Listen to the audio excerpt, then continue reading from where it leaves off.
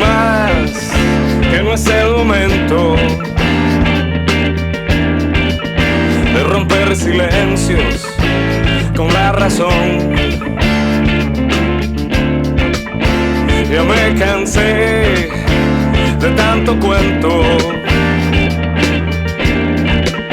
nadie habla por mí, tan solo yo.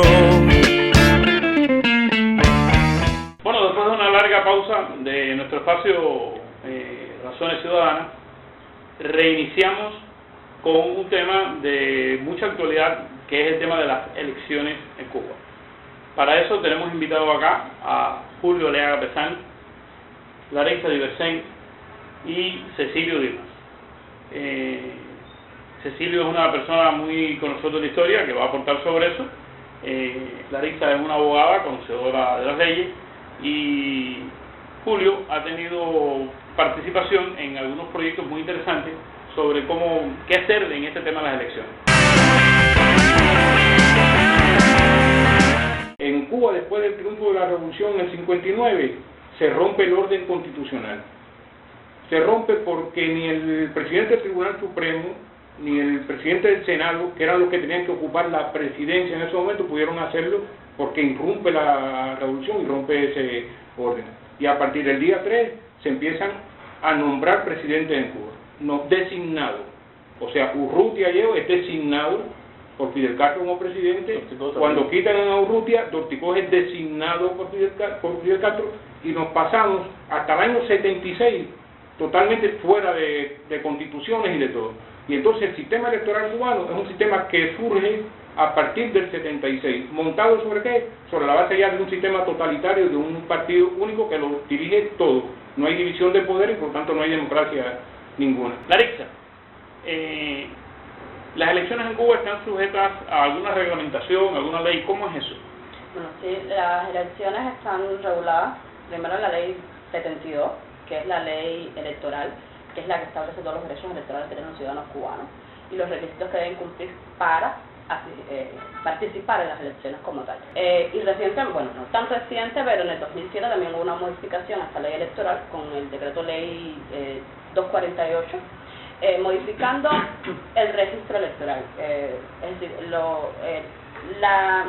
el registro electoral es un registro que es público ahora y permanente, donde están inscritos todos los ciudadanos que tienen derechos electorales, que es el registro emite unas listas que van a ser ahora utilizadas en las elecciones. Que lo básico es que tengan más de 16 años, que eso es lo básico. Sí, lo básico es que para poder participar activamente, es decir, tener el sufragio activo, lo que las personas conocen como votar, hay que ser mayor de 16 años, tener residencia permanente en el lugar por donde va a ejercer su voto por 2 años y estar inscrito en ese registro de electores que ya yo les expliqué ya. La mayoría de los que salen diputados nacionales pueden estar residiendo aquí en Ciudad La Habana y nominarse por Santiago de Cuba, Camagüey, por donde quieran. Que el requisito de residencia para recibir el voto no es, sí para los delegados municipales en estas elecciones, pero para los delegados provinciales ni para los diputados nacionales es un requisito obligatorio. Primero, las elecciones parciales, que son las que se eligen los delegados municipales, y después una general, que se vuelve a repetir la parcial, y la otra que es para elegir los diputados nacionales y delegados provinciales. Entonces, ahora mismo estamos viviendo parcial, un proceso parcial, pero que después le continúa otro proceso, ¿no? Pero es el que se llama general, que se celebra cada 5 años. En los conocimientos sobre la etapa republicana que se imparte en el sistema educacional cubano y sobre lo que se dice sobre eso en la propaganda oficial, se da la impresión de que en la Cuba republicana las elecciones eran totalmente descalificadas, que no se consideraban prácticamente como elecciones, sino como una especie de show. ¿Qué tú tienes que decir sobre eso, Dima, que eres una persona que ha estado cerca estudiando ese asunto? La historia del proceso electoral cubano incluso se remonta a una época anterior. Las elecciones cubanas empezaron con la constitución de de Guaymaro. Y ahí hubo 9 presidentes electos en lo que se podía llamar República en alma. La República nuestra comienza en 1901 y las elecciones, los primeros presidentes, las primeras elecciones se celebran en el 1 para elegir las magistraturas del año 1902. Es totalmente falso decir que las elecciones de Cuba siempre fueron negativas, que era una forma de burlarse prácticamente de la población, que eran los millonarios los que podían ir a esas elecciones. Eso es totalmente falso. Lo único cierto en eso es que las elecciones, que son un elemento básico de la democracia, no es el todo. Y las elecciones cubanas también adolecieron de alguna de estas cosas, pero se basaban en la división de poderes, y sin división de poderes no hay democracia. O sea que aquellas elecciones fueron mucho más democráticas a las que se han estado haciendo en un país donde hay un poder único subordinado a una ideología y a un partido único. Ahora, pero es cierto que hubo robo de urnas en colegios electorales, que hubo fraude, eso es cierto en algunos casos.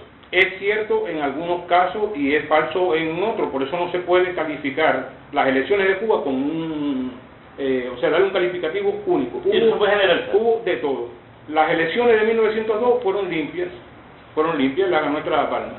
Las elecciones de 1909 las ganó José Miguel Gómez y fueron limpias. Las del 13 las ganó Menocal y fueron limpias. Lo que cada una de estas personas, tanto Estrada Palma como José Miguel como Menocal, después intentaron violar la democracia existente, la ley existente para reelegirse. Y la de Machado ni se diga, y en el 28 él empieza a plantear la idea de reelegirse y para eso había que hacer un cambio constitucional y logró imponer la Cámara y el Senado de aquella época, basado en la Constitución del 1, logró imponer el cambio ese constitucional. Hubo que dejar fuera a la Constitución de 1901 para él poder hacer eso, y eso por supuesto provocó la desgracia que vieron en el 33. Ahí hubo 5 presidentes electos democráticamente, aunque 2 o 3 de ellos intentaran después violar la ley. Con la Constitución del 40, que cambiaron muchas normas, sale 1, 2, 3 presidentes electos democráticamente. Batista del 40 al 44, Grau San Martín del 44 al 48 y Brioso Garrás del 48 al 52. Todos estos presidentes, sobre todo Grau, Batista primero y Grau después, salieron también por mayoría, pero por mayoría indiscutible. ¿Por qué? Porque Batista había promovido el plan trienal y un conjunto de planes para la agricultura y tenía el campesinado prácticamente de su lado, de beneficio a los colonos cañeros, etcétera. Y Grau introdujo en el gobierno de los 100 días un conjunto de medidas que estaban claras en el pueblo, estaban presentes, y eso influyó en que estas figuras fueran elegidas por el pueblo. Todo el aparato legislativo de Cuba, más la presidencia, era elegida por voto directo y secreto. Hay un dato interesante que desde 1902 a la actualidad, 1912, que van 110 años, en Cuba hubo 19 personas, en 23 gobiernos, pero 19 personas porque algunas repitieron, 19 personas que ocuparon el poder. Y eso cuando tú lo tiras así con un promedio matemático, que es un poco absurdo, pero te dice que cada uno tuvo 5.78 años como promedio, poder, claro. Como promedio. Sin embargo, cuando tú analizas bien, te das cuenta que entre García Menocal, 8 años, Machado, 8 años, Raúl Castro, Fidel Castro, 47 años, y Raúl Castro 6, suman 81 de 110 años. El 75% del tiempo de la historia de Cuba constitucional ha estado en manos de 5 personas. Y curiosamente, estas 5 personas, 4 son generales y 1 comandante en jefe. O sea que ha estado en manos de los militares esencialmente. Como decía Dimas ahorita, las elecciones republicanas, bueno, pues se dieron casos de fraude también, que se robaban las urnas, todas esas cosas. Esos casos no pasan ahora en nuestras elecciones. Me gustaría, Julio, que tú... ¿se puede hablar de fraude en las elecciones cubanas? Yo pienso que las elecciones cubanas en general son un gran fraude, ¿no? Y cuando se usurpa el poder del voto del ciudadano, yo pienso que ese es el gran fraude. Ahora, a mí me gustaría hacer la anécdota, muy rapidito, de Bahamón de Massó. Se presentó en el año 1989 a las elecciones de delegado de circunscripción. Ganó en 3 oportunidades. Trataron siempre de volverlas a hacer y el hombre volvía a ganar. Y definitivamente terminó preso por peligrosidad social. O sea, cuando ya no pudieron, contra la voluntad de sus vecinos, pues el hombre estuvo detenido y bueno, al final salió como refugiado de los Estados Unidos, donde murió. Larissa, en relación con eso que dice Julio sobre el fraude, hay personas que creo que la ley da la oportunidad a que los ciudadanos estén en el escrutinio, en el conteo. ¿Cómo es eso? Explícame. Sí, ese es uno de los derechos electorales que tienen los ciudadanos cubanos, que una vez cerrado el colegio electoral, el ciudadano que así lo desee puede estar presente en el conteo de votos.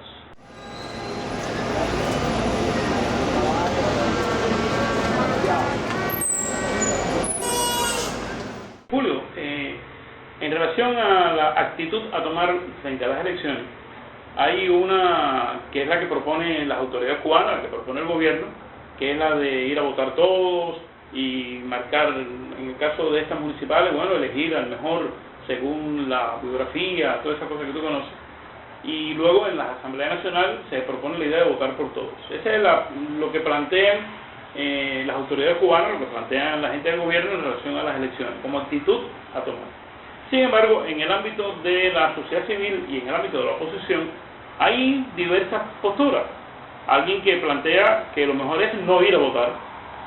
Hay quien plantea ir a votar pero anular. Hay ahora una propuesta del señor Pedro Campos, que vamos a comentar después, sobre hacer una marca específica para pedir democracia. Y personas que creen que deben participar en las elecciones como posibles candidatos, ¿no?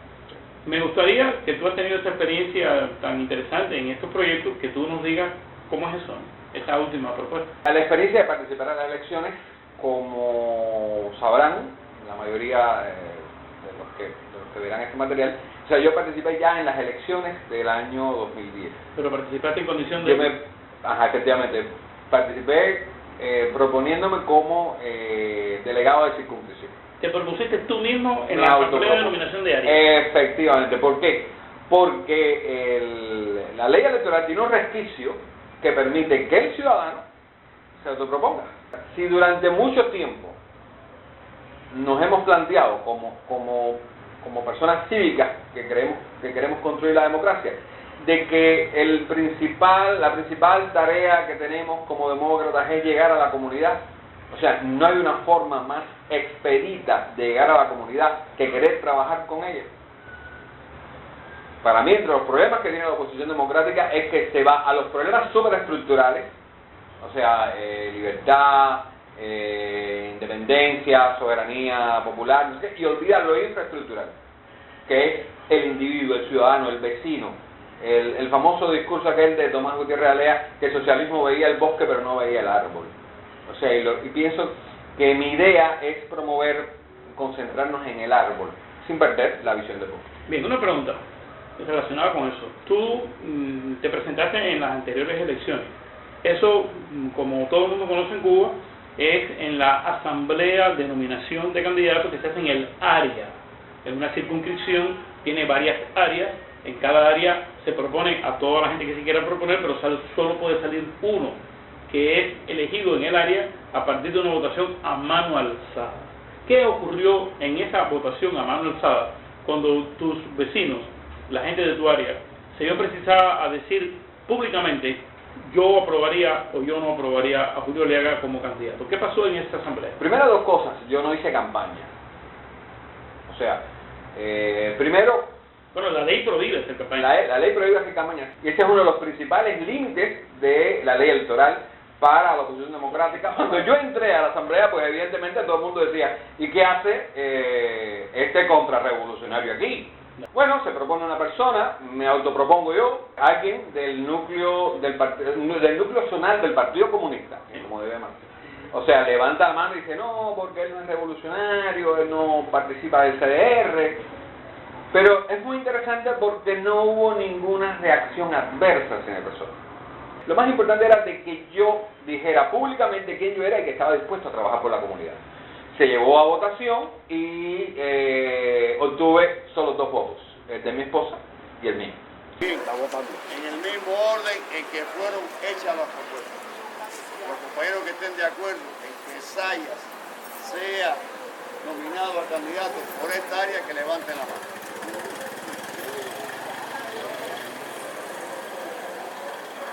Bien, bajen la mano. que estén de acuerdo que sea el compañero Aliaga el que lo represente, que levante la mano. ¿Por mayoría? ¿Por mayoría o...? Por mayoría,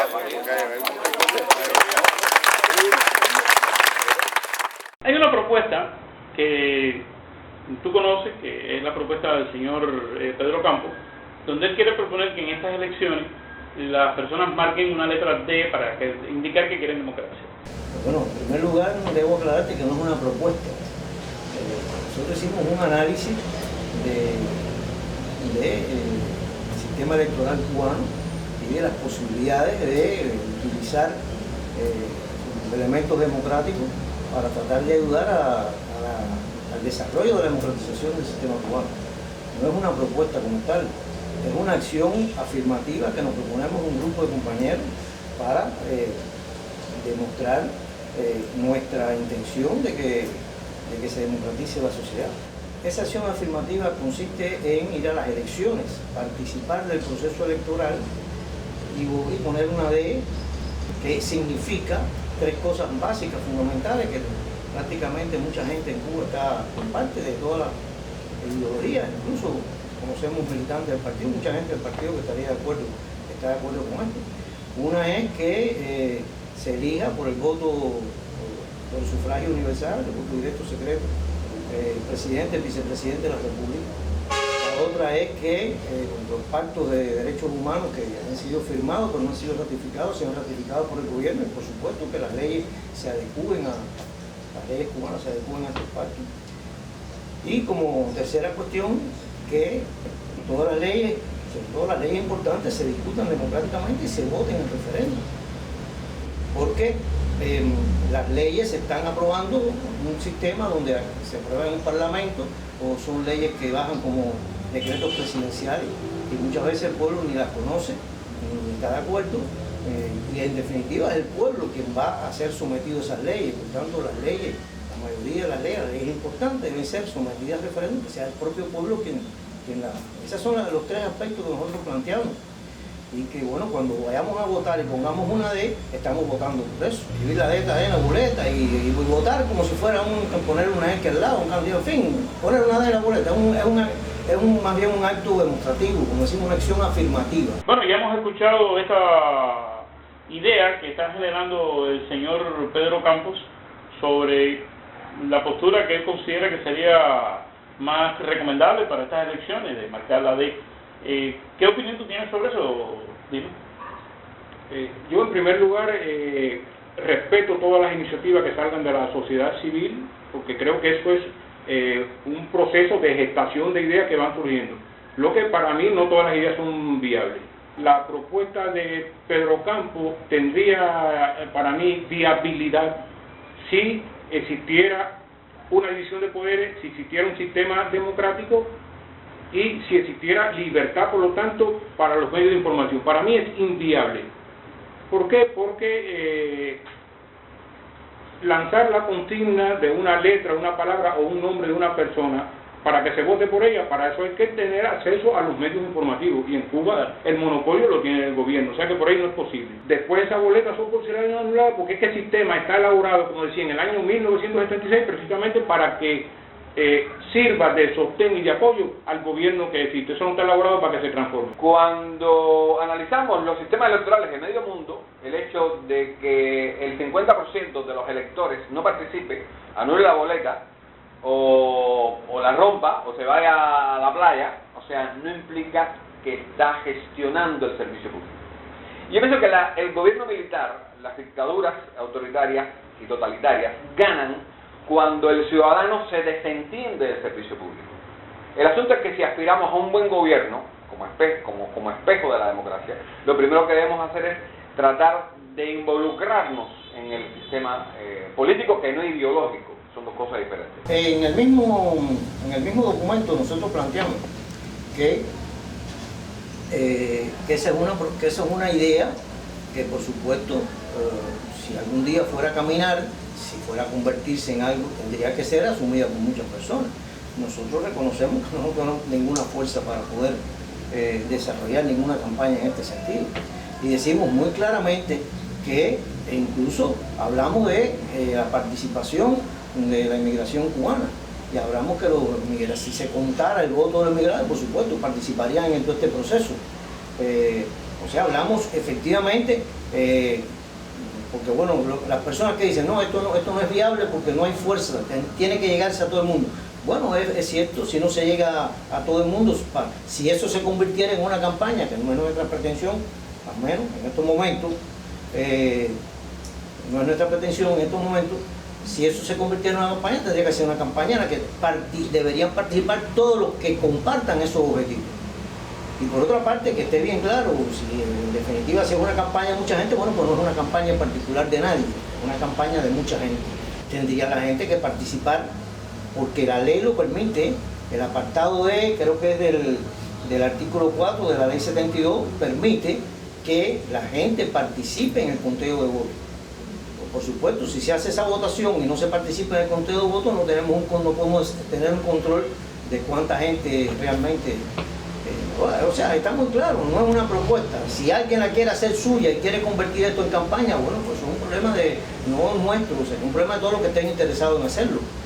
Y para mí está muy claro que si no hay una campaña, una amplia campaña de participación, de divulgación sobre eso, pues eso jamás sería una propuesta viable, si lo fuera.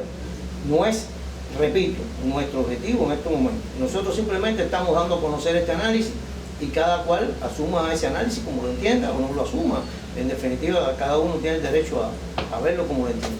¿Cómo tú analizas estas, digamos, alternativas que tiene el ciudadano cubano de ir allí y votar por el mejor, no ir, anular la boleta, escribir algo especial o aspirar a que haya alguien de la oposición? Es decir, ¿cómo tú ves esto, en tu opinión? Bueno, lo primero es que todas esas formas que fueron mencionando son formas de participación del ciudadano a la hora de que ejerce el voto. Lo mismo puede ser proponiéndose como lo está proponiendo él. La otra es anulando la boleta, otra es absteniéndose a ejercer su derecho al voto.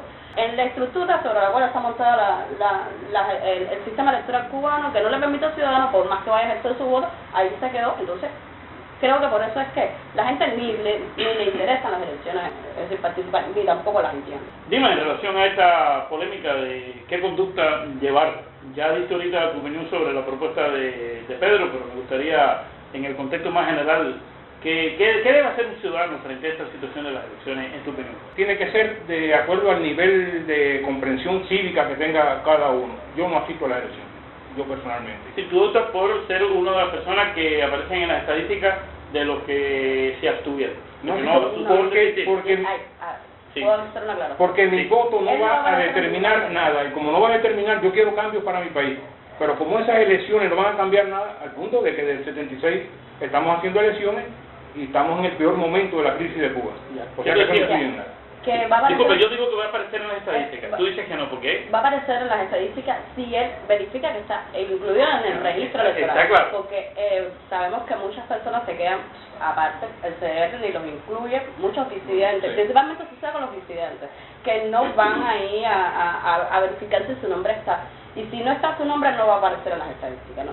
Pero bueno, vamos a ver sobre la base de que su nombre está en las estadísticas. Está en las estadísticas. Entonces, número uno, velar... Hay que velar que estar inscrito en el registro electoral. Tú, que no le estás aconsejando a la gente que deje asistir a las elecciones, tú no estás dando ese consejo. No. Pero estás diciendo que aquel que quiera ejercer una función política, dejando asistir, tiene que tener en cuenta que antes de eso tiene que velar porque su nombre está en el registro. De lo contrario, no está haciendo nada. En la lista de electores. Si no está en la lista de electores, pues tiene que ir a reclamar y que le incluya si está en pleno uso de sus derechos electorales. Esto es un consejo.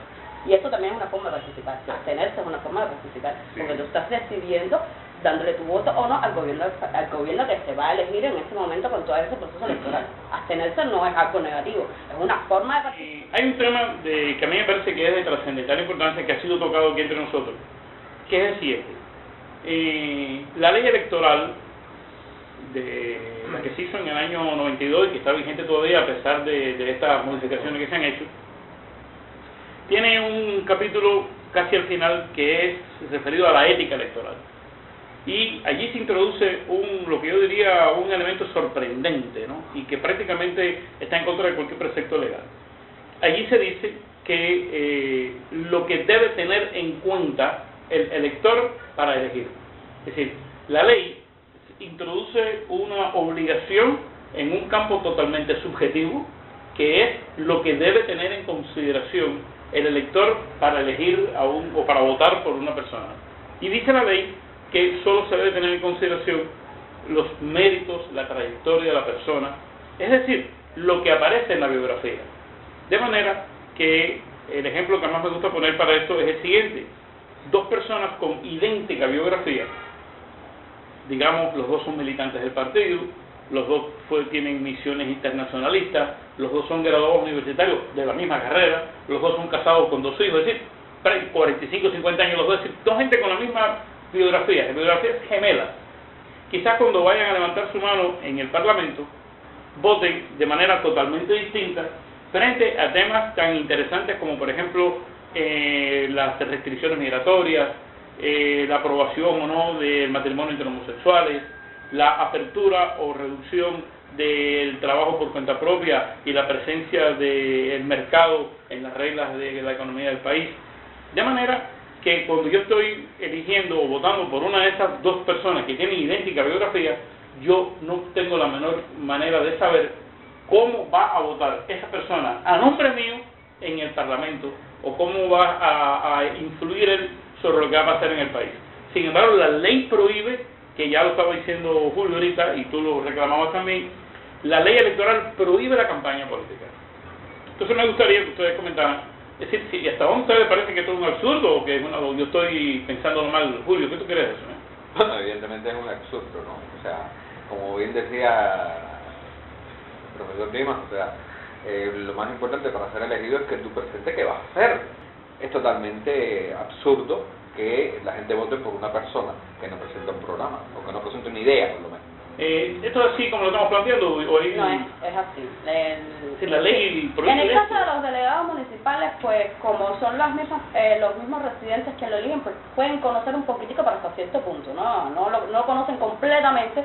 Sé cómo, no sé, que vivo ahí y hasta ahí. Me gustaría saber, ¿hay algún antecedente así que algún político cubano, algún pensador cubano de nuestros pensadores políticos, no sé, Barona, Varela, Martí, alguien alguna vez dijo en nuestra historia, para sembrarlo como tradición, de que eso de hacer una propaganda sobre una plataforma política era algo que era malo, que era negativo?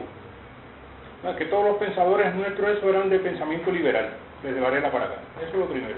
Y un pensador liberal lo primero que tiene claro son las concepciones de la democracia liberal, donde esto que tú estás planteando no tiene cabida. Yo creo sencillamente, creo que es un absurdo, pero incluso más que un absurdo, es un diseño para impedir que el ciudadano pueda ejercer alguna influencia en el Estado y mantener el Estado para que no cambie. Creo que eso está diseñado para eso y está bien pensado por parte de los que lo diseñaron. Creo que es eso. Yo tengo una idea al respecto. Sí. Eso también tiene mucho que ver, y voy a hacer una aclaración, que el partido legalmente no participa en las elecciones. ¿Como partido no? Como partido no. Él, a través de sus miembros, que están muy regados por toda la estructura, aparte el partido tiene una estructura muy pareja, igualita que la del Estado, nación, provincia y municipio, pues él se introduce en todo este sistema, pero legalmente no participa. Y si él no participa y hay un solo partido, ¿qué necesidad hay de hacer campaña? No sé, porque también es lo que pasa, es la estructura de las elecciones en Cuba. Normalmente hay pluripartidismo en los sistemas electorales, donde van varios partidos, proponen, hacen sus proposiciones de candidatos, esos candidatos hacen su campaña y dicen, mira, este es mi programa, el que yo tengo, el ciudadano dice, este es el que me conviene más, y elige al que considera. Lo que va a pasar en Venezuela ahora, ¿no? Exactamente. Un país socialismo del siglo XXI, ¿no? Hay un solo partido, si hay un solo partido, y bueno, por supuesto, es el único que hay, ya no hay más ninguno que tenga la posibilidad de participar en competencia, ya no hay necesidad de que tú me digas lo que tú vas a hacer, porque el partido tiene una sola línea, tiene un solo programa, que de hecho la mayoría de los ciudadanos no conocen cuál es el programa del Partido Comunista. Hay un elemento que es el tema de las comisiones de candidatura. no en este momento que estamos eligiendo a los delegados de la circunscripción que van a constituir las asambleas municipales, sino en el momento posterior, que es hijo de este momento también. Hay una comisión de candidatura que es la gente que selecciona los nombres de las personas que van a estar en la boleta para votar luego por todos. Como sabemos, hay aproximadamente 600 puestos en el Parlamento y se hace una candidatura con un número similar a los puestos que habrá en el Parlamento. Eso se hace de esta manera, tú me rectificas si me equivoco. El 50% de esos 600 son seleccionados entre las 14.800, casi 15.000 circunscripciones que hay en todo el país. De ese número, casi 15.000, se eligen 300.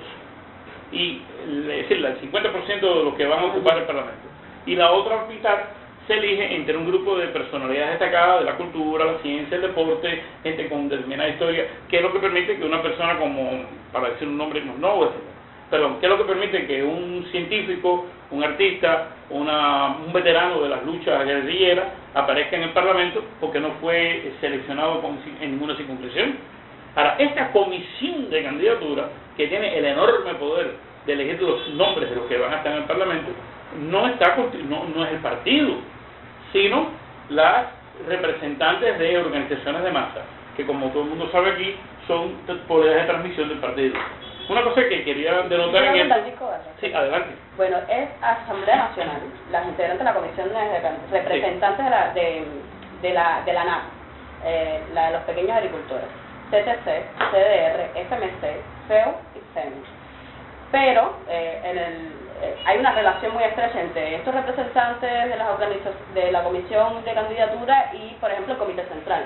Por ejemplo, Orlando Lugo Fonte, que es el presidente de la Asamblea Nacional de Pequeños Agricultores, está en el Comité Central. Miembro de la Asociación Nacional. Es que, Yolanda Ferrer, que es la secretaria general, es la Federación de Mujeres, también está en el Comité Central del partido. El hombre de la CTC también. El de la CTC, Zapado Mesa, también está en el Comité Central del partido.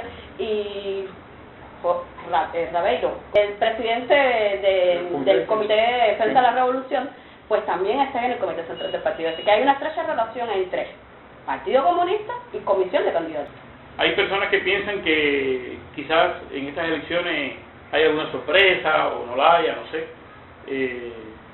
Y hay quien cree también de que tal vez estas del año 2012, incluyendo las que se van a hacer en este proceso y las que se van a hacer después del Parlamento Nacional, pues tal vez sean las últimas de todo un proceso que se ha venido repitiendo durante tantos años, ¿no? ¿Creen ustedes que, verdad, los cubanos estamos preparados para aprender un tipo de democracia que tenga unas elecciones más abiertas? ¿Creen ustedes que eso es un proyecto que está a ojos vistas? ¿Cómo ven ustedes el futuro inmediato de ese fenómeno que son las elecciones en Cuba en este momento, Dima? Bueno, no creo que sea una sorpresa, porque es que este sistema está diseñado para las no sorpresas. Está preparado para que sea así. En segundo lugar, yo tengo grandes dudas de cómo va a ser esto en el futuro, porque este medio siglo, más de medio siglo, con este sistema ha lastrado a la población cubana. Acuérdense que personas como yo, que vamos a cumplir dentro de 2 meses 70 años, nunca votaron en Cuba. O sea que todas las personas en Cuba prácticamente lo que han vivido es el sistema, por lo tanto esa mentalidad hay que cambiarla, y lo que se monta, se rompe en un día, no se reconstruye en una semana. ¿Qué tú crees, David? Yo también pienso lo mismo, que no va a haber sorpresa, va a ser los mismos resultados, pequeñas diferencias, pero va a ser lo mismo, no va a haber sorpresa. Y con respecto a la mentalidad que estaba hablando, eso es difícil, acostumbrar a las personas a vivir en democracia, y creo que va a costar bastante trabajo en el futuro montar un sistema democrático en Cuba donde las personas puedan hacer una decisión realista. Bueno, sorpresa, coincido.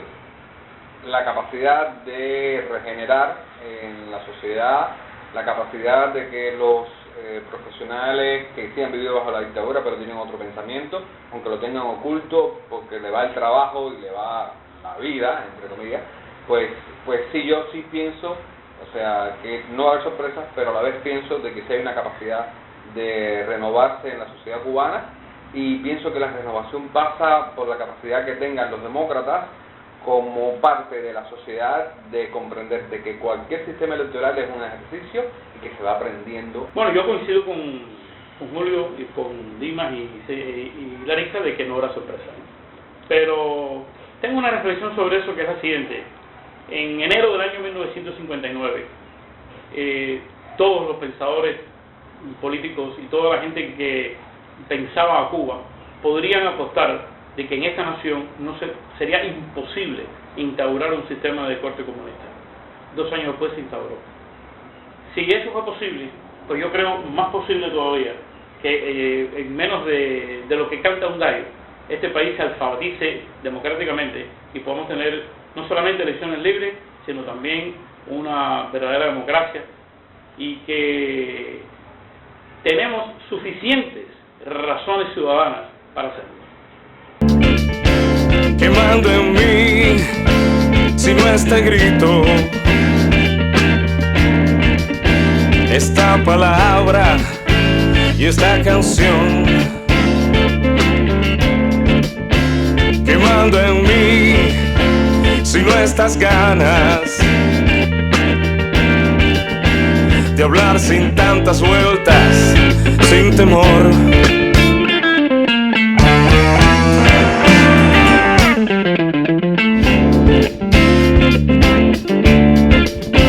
Ya me cansé de tanto cuento,